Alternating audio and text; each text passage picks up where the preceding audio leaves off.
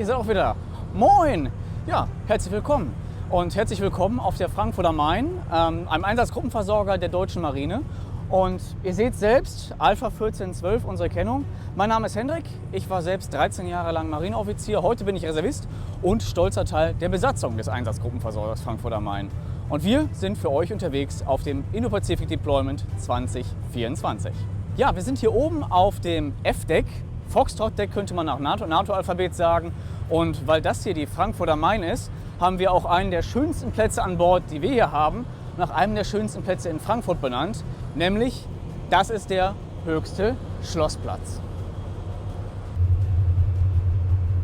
Und hier vom höchsten Schlossplatz hat man einen tollen Blick, nicht nur hinaus aufs offene Meer, sondern auch hier vorne auf unser Flugdeck. Das schauen wir uns gleich nochmal genauer an, aber ihr seht schon von hier oben, das ist echt groß. Das ist echt groß, aber das schauen wir uns gleich nochmal in Ruhe an. Jetzt würde ich sagen, gehen wir vorne über die Backbordseite, das heißt über die linke Seite des Schiffes, nach vorne in die Nock und schauen uns einmal mal die Brücke an. Das ist nämlich die Stelle wo das Schiff gesteuert wird. Kommt mit!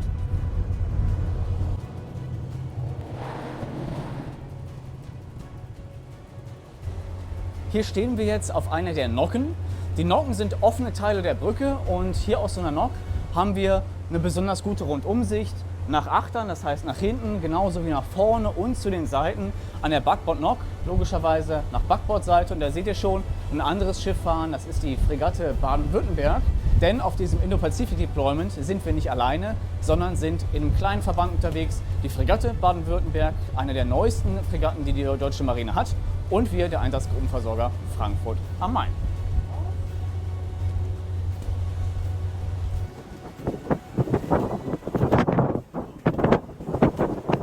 Und auf diesen Nocken steht auch immer ein Ausguck, jetzt hier hinter uns.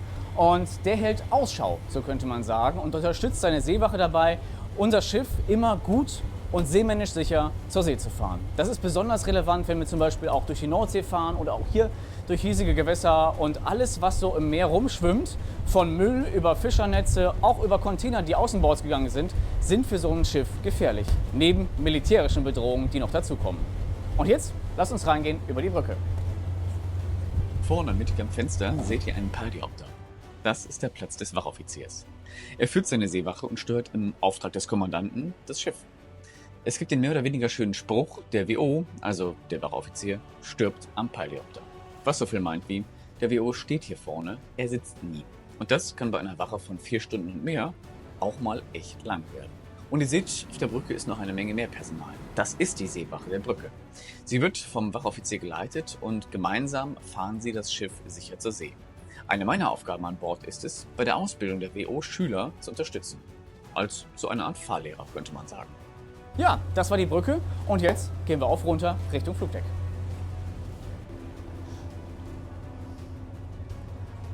Ja, und ihr seht das schon, hier sind wir jetzt auf dem Flugdeck.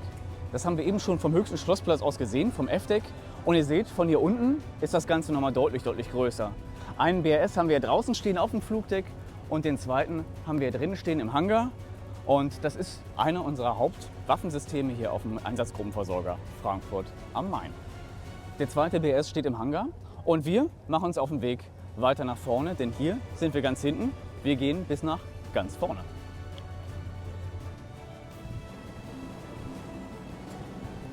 Der Einsatzgruppenversorger Frankfurt am Main ist knappe 174 Meter lang, 25 Meter breit und damit das größte Schiff, was wir als Deutsche Marine haben.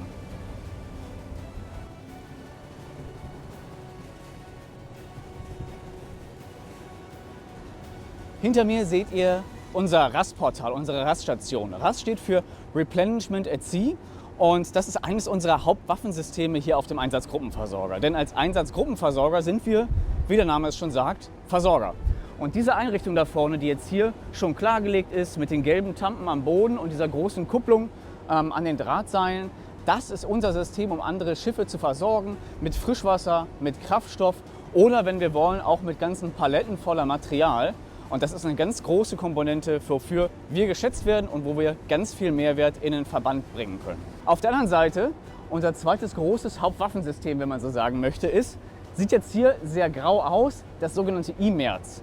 Ja, und das IMERZ steht für Integriertes Marine-Einsatz- und Rettungszentrum und ist quasi ein Kreiskrankenhaus. Wir haben da drin OP-Säle, wir haben einen Zahnarzt, Röntgenstation und sogar eine Intensivstation. Und unten drin im Schiff sogar eine richtig große Bettenstation, um eine Menge Patienten versorgen und auch aufnehmen zu können.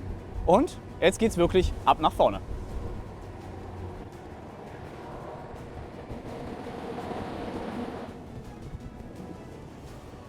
Ihr seht ab und zu ein paar kleinere Waffen, hier ein Maschinengewehr und gleich oben auf der Back auch eine größere Waffe. Das ist ein sogenanntes MLG, Marine-Leichtgeschütz.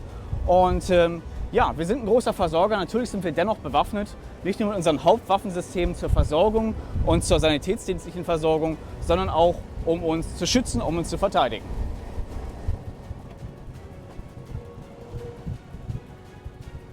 Ja, und hier sind wir auf der Back und ihr seht um mich herum schon eine ganze Menge Material für seemännische Manöver.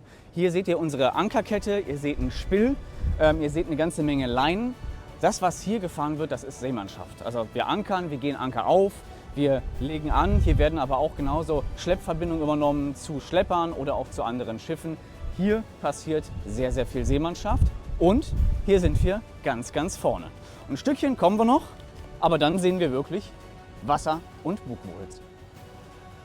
Und eine Besonderheit ist aber diese Klüse hier, diese Öffnung vorne nennt sich Klüse, die ist grün, weil wir jüngst den Panama-Kanal durchlaufen haben. Und es ist gute Marinetradition, beispielsweise bei der Passage des Panama-Kanals, aber genauso, wenn man den Äquator überquert, seine Nase vorne dementsprechend anzupölen, also anzustreichen. Und für die Passage Panama-Kanal war das hier nun mal grün.